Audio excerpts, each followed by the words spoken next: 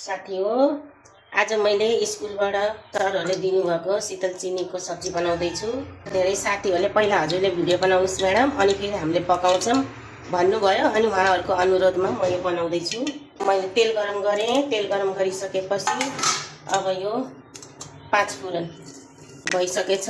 अनि त्यसपछि मैले यो आलु र यो शीतल चिनी राखेर एकैछिन फ्राई गर्छु। अहिले मैले प्याज फ्राई गर्दिनँ, किनभने प्याजहरू मसलाहरू फ्राई गर्दाखेरि फेरि यो अलिक काँचो काँचो हुन्छ। त्यही भएर एकैछिन यसलाई फ्राई गरेर निकाल्छु। अनि त्यसपछि बल्ल मैले प्याज र अरू मसलाहरू फ्राई गर्छु। मलाई त नरम नरम पर्यो, तर जसलाई साह्रो परेको छ त्यसले यस्तो गरेर छिलेर अनि यसलाई यसरी निकालेर यसको यो पछाडिको बोक्रा हटाउँदै जाने हो। यसरी यो तरकारी बनाउँदै जाने। यो पनि नरम भइसकेको छ, राम्रोसँग भुटिसकेको छ। अब मैले यसलाई निकालिदिन्छु र अब मसलाहरू फ्राई गर्छु। मैले प्लेटमा निकालिसकेँ साथीहरू। तेल राखेँ मैले अलिकति, यहाँ प्याज फ्राई गर्छु। फ्राई हुँदैछ साथीहरू।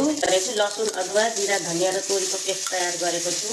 मेरोसँग धेरै जस्तो साउथ इन्डियाको मान्छे र युपी बिहारको मान्छेसित भएको हुनाले मेरो खानामा पनि प्राय उनीहरूकै तरिका जान्छ। अब म बेसार राखिदिन्छु र टेस्ट अनुसार नुन राखिदिन्छु। टमाटरको पेस्ट बनाएर राखेको थिएँ, त्यो पेस्ट पनि राखिदिन्छु। यसरी गर्नाले ग्रेभी राम्रो हुन्छ। मेरो ग्रेभी पनि राम्रोसित पाकिसकेको छ। अब अघि निकालेर राखेको यो तरकारी यसमा राखिदिन्छु। आलु र पनिरलाई यसमा राखिदिएको छु र एकैछिन यसको सबै मसलाहरू मिक्स गरेर यसलाई पाक्न दिन्छु। सिजनमा यो शीतल चिनीलाई हामीहरूले खानुपर्छ।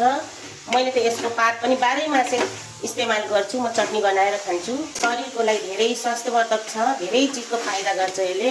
त्यही भएर सिजनमा भएको तरकारी चाहिँ हामीले अवश्य पनि खानुपर्छ। बजारबाट किनेर नि खाने गर्थेँ। आज यो हाम्रो स्कुलले हामीलाई उपलब्ध गराएको र आज मेरो कुनै भिडियो बनाउने थिएन, मन त थिएन। प्रिन्सिपल सरले हाँसेर ल अब पकाएको भिडियो पनि राख्नु होला भनेर हाँसो गर्नुभएको थियो। प्रिन्सिपल सर, हजुरलाई मेन्सन गरेँ। हजुरको अनुरोधमा मैले आज यो तरकारी बनाउँदैछु। मसलाहरू सबै राम्रोसित मिलिसकेछ। हेर्दै एकदम खाउँ खाउँ लागेछ। तर आज मेरो व्रत छ, म त यो खाँदिनँ, तर घरको अरूजनाहरूले खानुहुनेछ। अब एकैछिन यसलाई पाक्न, राम्रोसित पाक्न दिनलाई थोरै पानी राख्छु।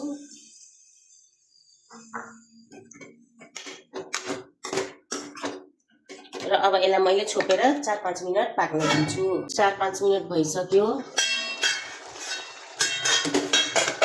तरकारी पाकिसकेको छ। यसो आलुलाई म्याच गरेर हेरौँ। आलु पाकिसकेछ भनेपछि तरकारी पाकिसकेछ। अब मैले ग्यास बन्द गरिदिन्छु र माथिबाट हरियो धनियाँ छर्किदिन्छु। मेरो आजको यो शीतल चिनीको तरकारीको रेसिपी मेरो स्टाइलको यही हो। हस् त, धन्यवाद।